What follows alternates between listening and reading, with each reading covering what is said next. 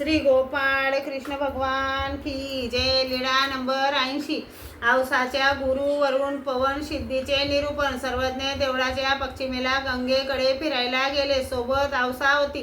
सर्वज्ञ गंगेत सहज घाईघाईत गेले। औसा धावत गेली। औसा म्हणाली, हळू चला जी स्वामी जगन्नाथा, श्वासोश्वास रोखला जाईल। सर्वज्ञ म्हणाले, नाही का श्वासोश्वास काय वेगाने चालताना रोखल्या जातो? तुमच्या गुरुसारखे तुम्ही सर्वांना समजता का?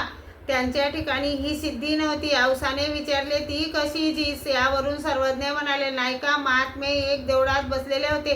त्या गावी ब्राह्मणाची मुंज होती।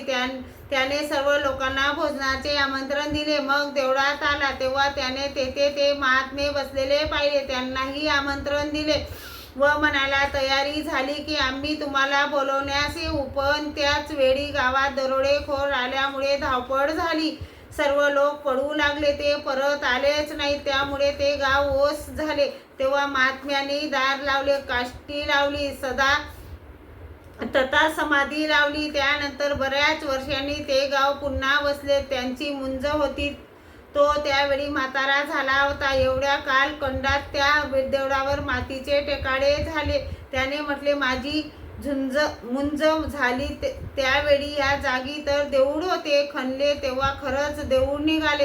दार उघडले आणि पाहतात तर ते महात्मे तेथे तसेच बसलेले होते। मग त्यांना समाधीतून सावध केले। मग महात्म्यांनी विचारले, का हो, मुंज होऊन जेवणाची तयारी झाली का?